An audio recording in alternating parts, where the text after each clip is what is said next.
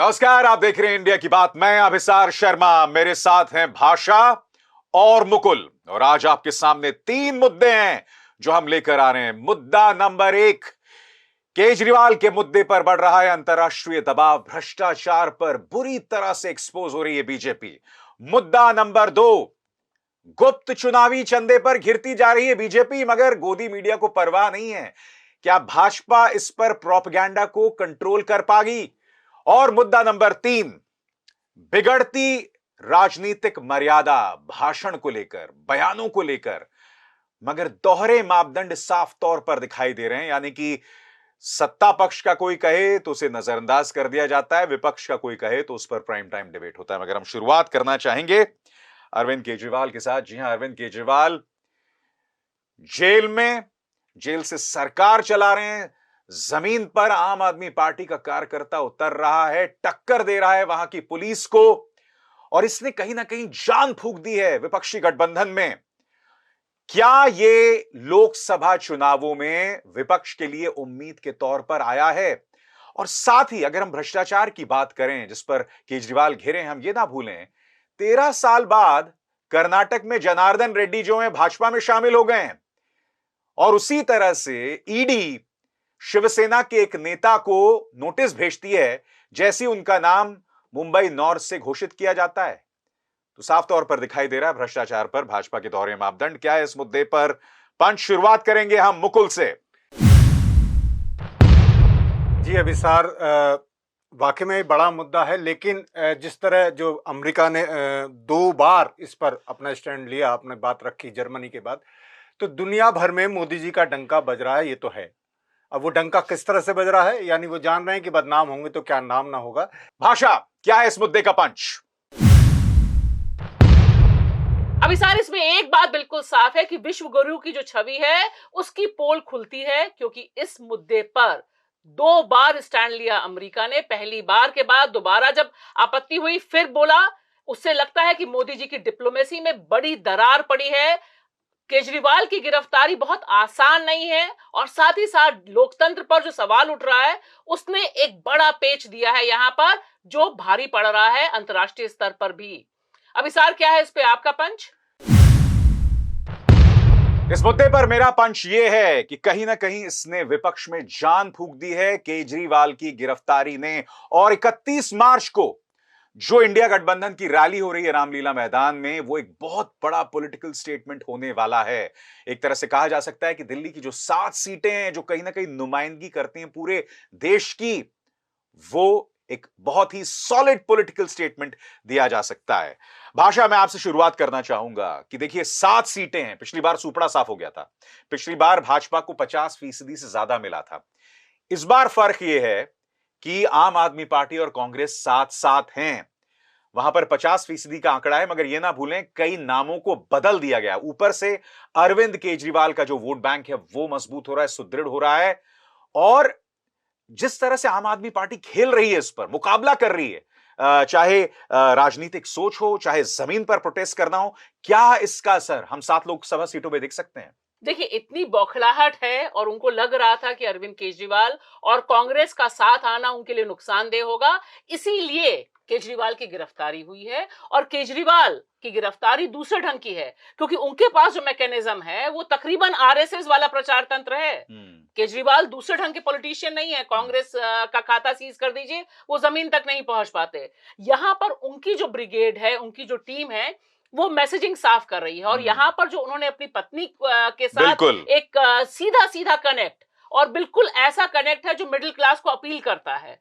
लिहाजा एक बात साफ है कि ये दोनों का साथ आना, केजरीवाल की गिरफ्तारी, ये एक बड़ी परेशानी का सबब है। और आप देखिए कि खुद जो सिटिंग एमपीज हैं वो कह रहे हैं नहीं भाई हम चुनाव नहीं लड़ेंगे, उन्हें यहां से बाहर कर दिया, उन्हें यहां से बाहर कर दिया, गौतम गंभीर और बाकी लोग।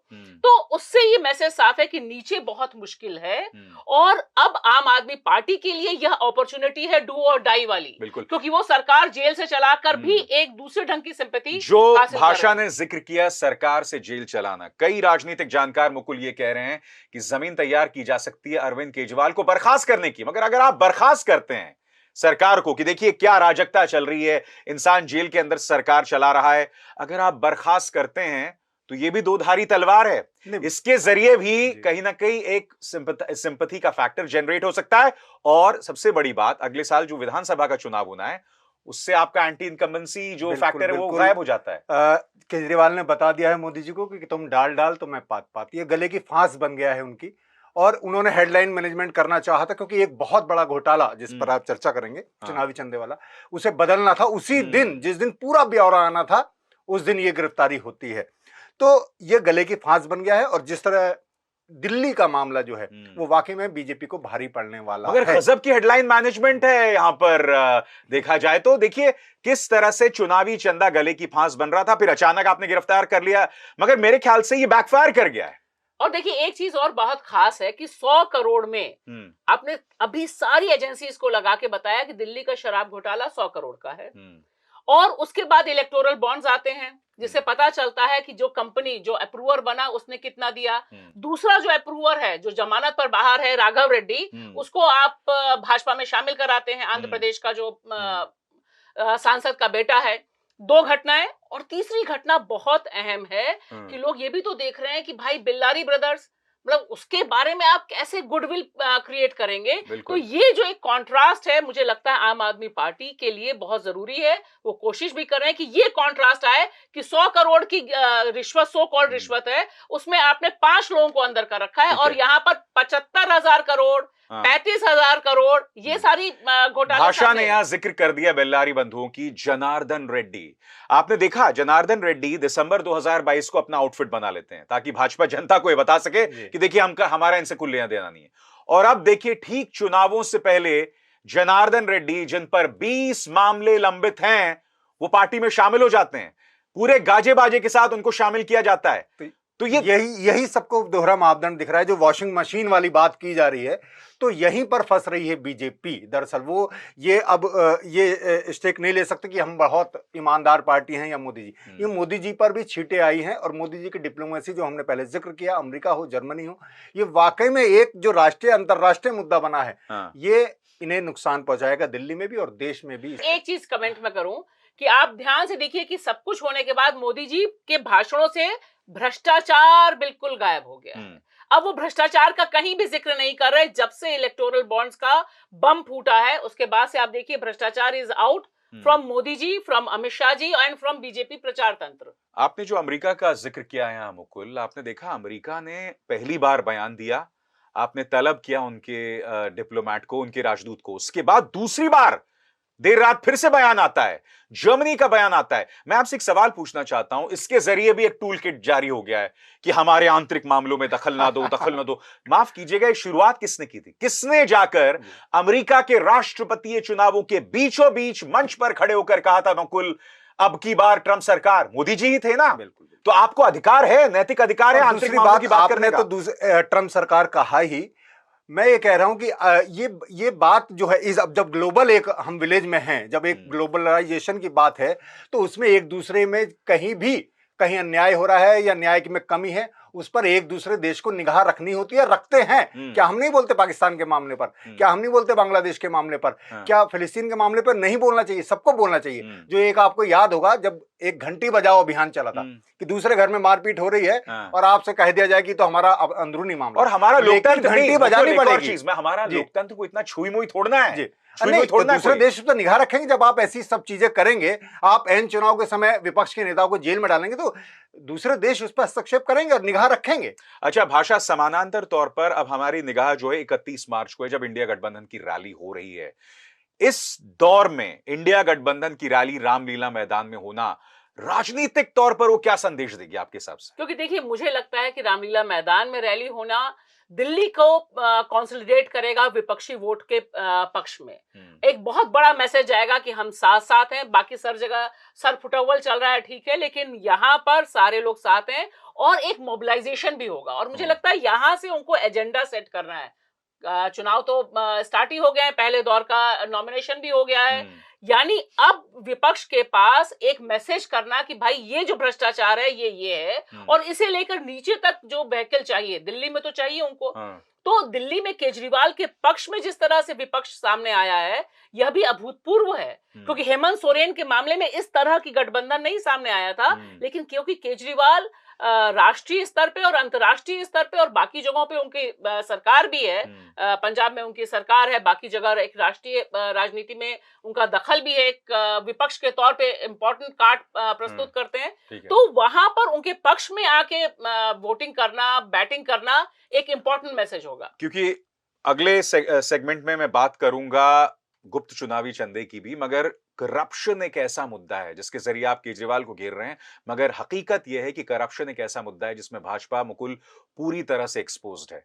आप आदर्श घोटाले को लेकर अशोक चव्हाण पर हमला बोलते हैं, उन्हें आप राज्यसभा भेज देते हैं, जिसके बारे में कहते हैं कि भैया हम सत्ता में आए तो अजीत दादा चक्की पीसिंग उनके साथ आप बैठ रहे हैं, deputy chief minister Chhagan Bhujbal, Narayan Rane, पूरी लंबी लिस्ट है, और जनार्दन रेड्डी, नवीन जिंदल, जिसमें मोदी जी कहते हैं कि ये लोग कोयले में भी दलाली खा लेते हैं। बिल्कुल, नेचुरली करप्ट पार्टी, ये तमाम चीजें एनसीपी के लिए। तो साफ तौर पर क्या भ्रष्टाचार पर भाजपा को कहने का अधिकार रह गया? अधिकार तो नहीं है, लेकिन मैं वही कह रहा हूँ, हेडलाइन मैनेजमेंट।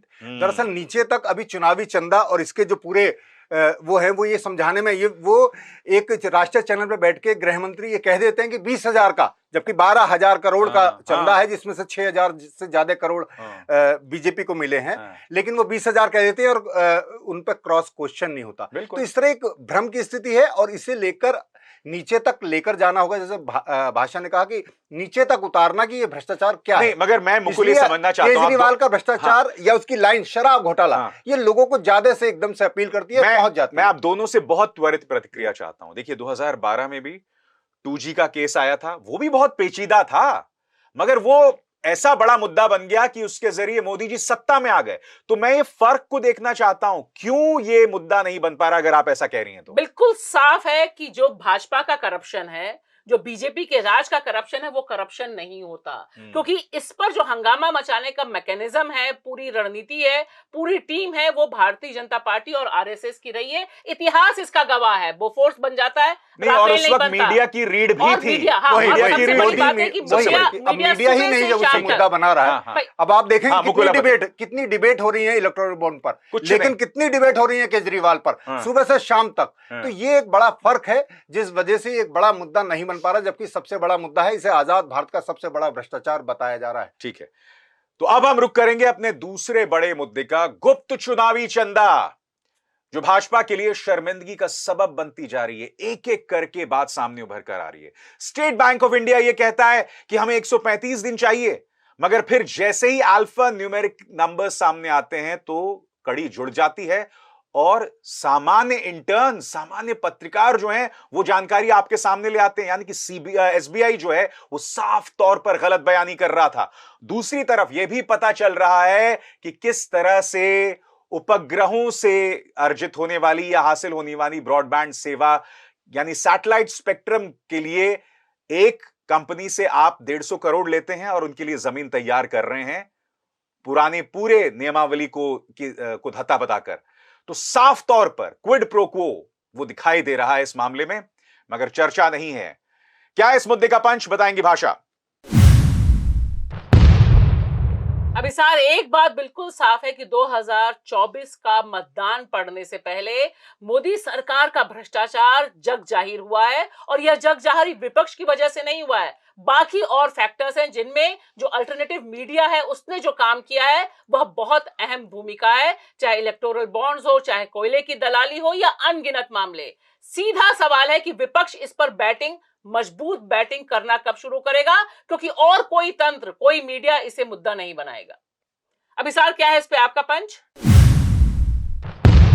इस मुद्दे पर मेरा पंच यह है कि एक ऐसा मुद्दा है जिसमें साफ तौर पर कानूनी भाषा है, क्विड प्रो क्वो वो दिखाई दे रही है। यानी कि आप मेरा कुछ काम करें, उसके बदले में आपका इस तरह से काम किया जाएगा। हमने 2G मामले में देखा, उसे भ्रष्टाचार का मामला बता दिया गया, मगर पैसा कहां था किसी ने नहीं देखा। चारा घोटाला उसी तरह से बात सामने उभर कर आई, मगर यहां पर पैसा दिखाई दे रहा है, इसकी जांच तक ना हो, मीडिया ये मुद्दा तक ना उठाए। क्या इस मुद्दे का पंच बताएंगे मुकुल?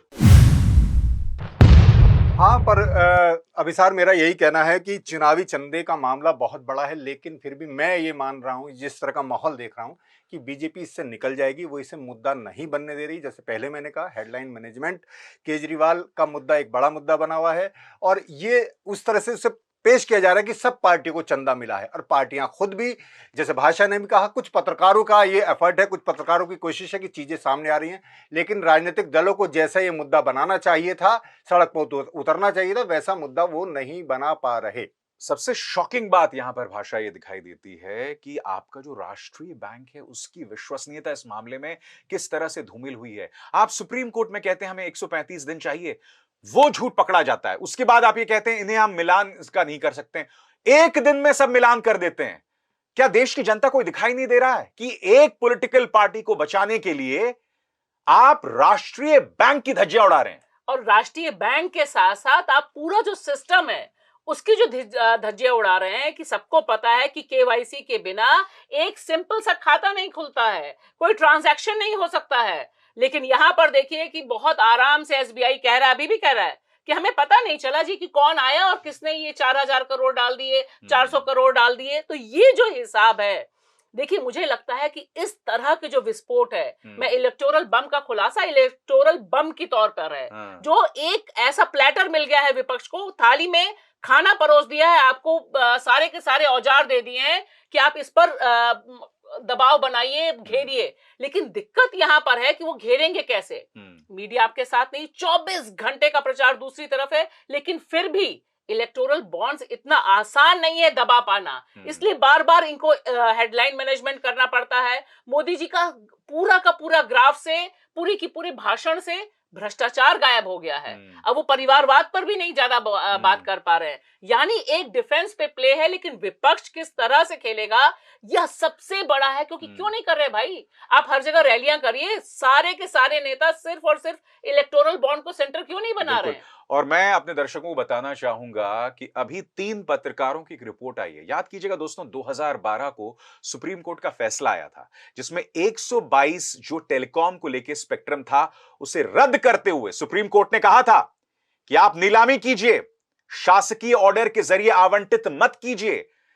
2023 यानी 11 साल बाद जब बारी आती है सैटेलाइट स्पेक्ट्रम की, यानी उपग्रहों के जरिए जो आप ब्रॉडबैंड सेवा देते हैं, तब मोदी सरकार उसे पलट देती है। यानी कि पहले जिसे भ्रष्टाचार बताया जा रहा है उसे पलट देती है। और सबसे शॉकिंग, भारतीय एयरटेल जिसने 150 करोड़ चुनावी चंदे के जरिए भाजपा को दिया था, उसके लिए जमीन तैयार की जा रही है। उन्हें सैटेलाइट स्पेक्ट्रम देने की वो मिला नहीं है, जमीन तैयार की जा रही है। यानी कि कानून की भाषा में मुकुल जो कहा जाता है क्विड प्रो क्वो, वो दिखाई दे रहा है।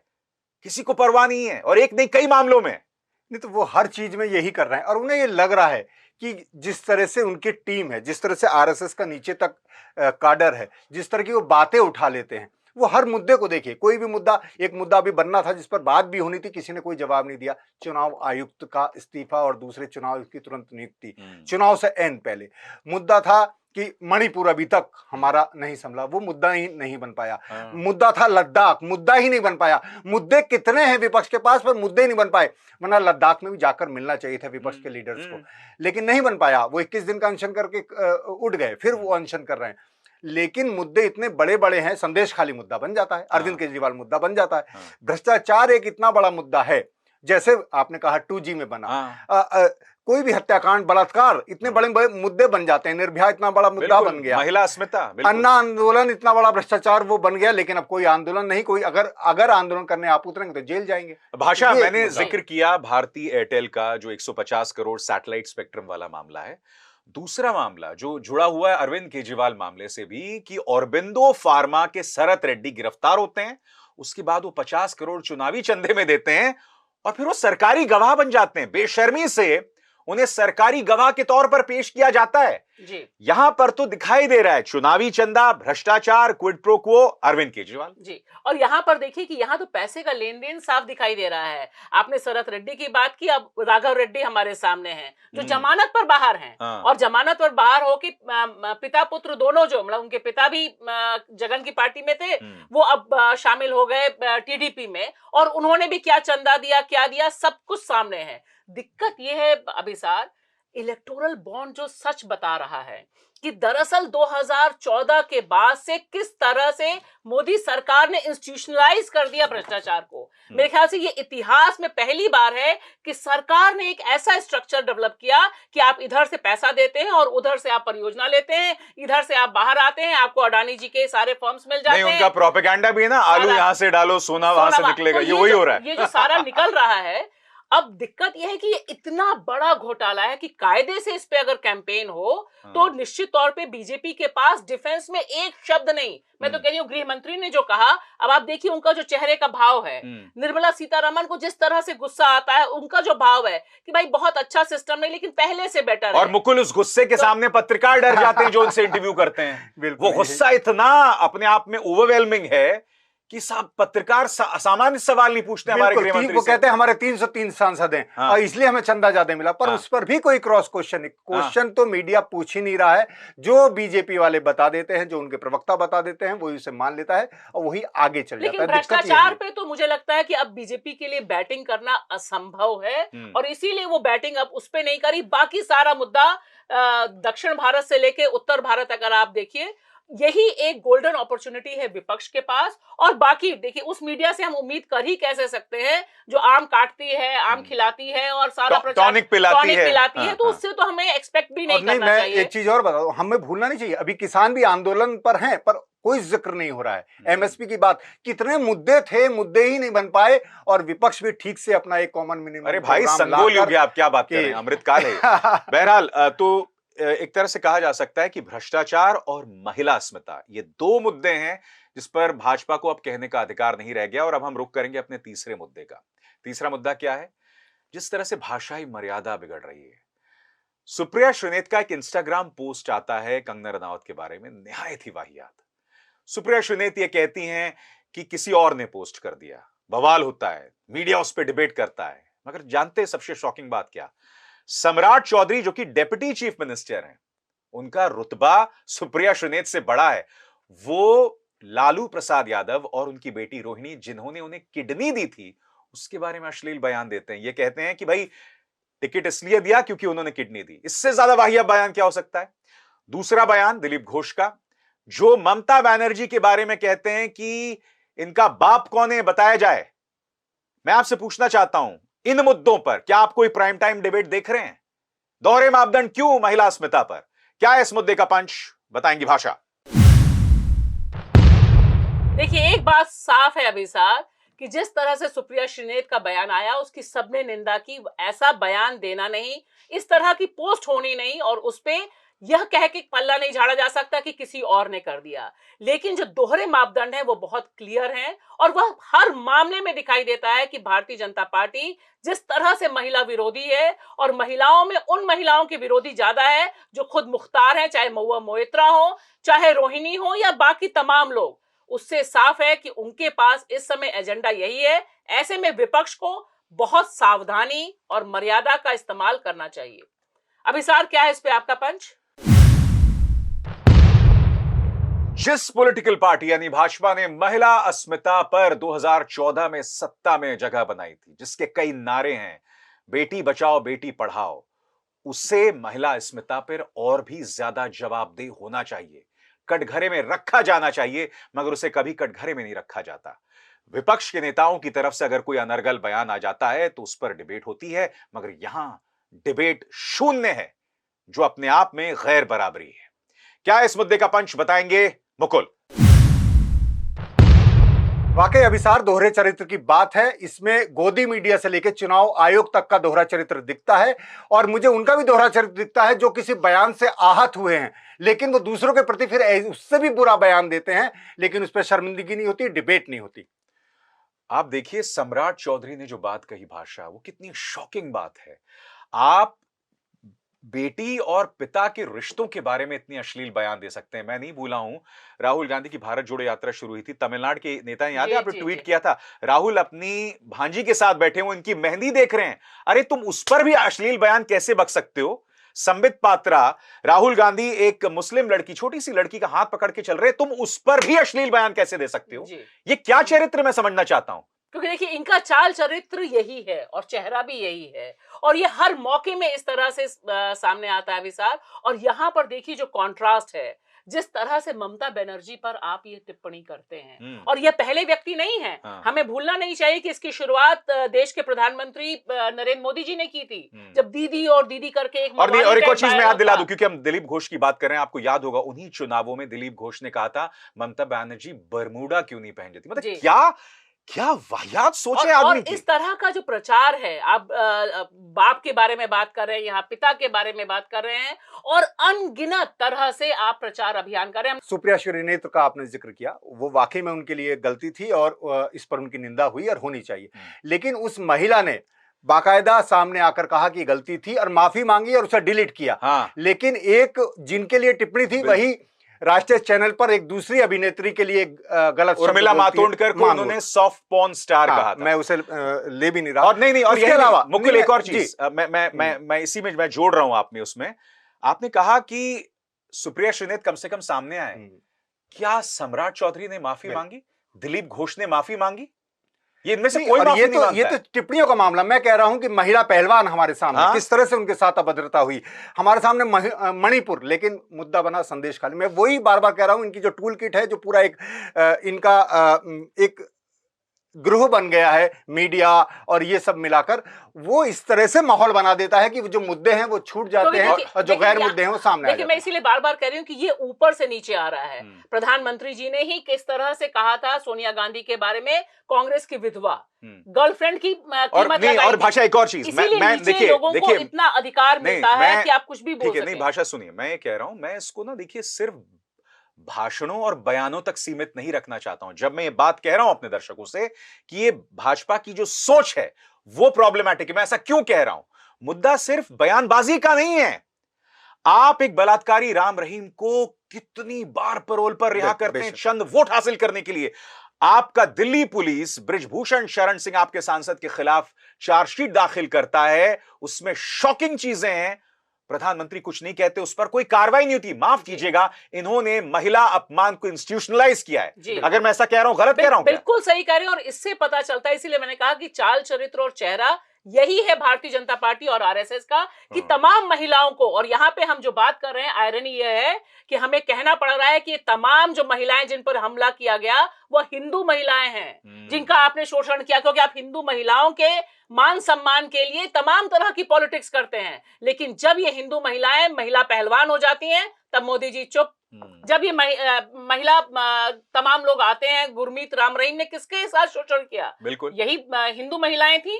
तो आप देखिए कि हिंदू महिलाएं भी यहाँ सेलेक्टिव हैं, और इसी तरह से मीडिया सेलेक्टिव है। मीडिया संदेश खाली पे जाके बवाल मचा देता है, लेकिन जितने मुद्दे हम डिस्कस कर रहे हैं उन पे चू तक नहीं बोलता, क्योंकि उनके पास वह पावर ही नहीं है दरअसल। बिल्कुल। चलिए, बहुत बहुत शुक्रिया मुकुल और भाषा, आप दोनों का। इंडिया की बात में बस इतना ही। अभिसार शर्मा को दीजिए इजाजत। नमस्कार।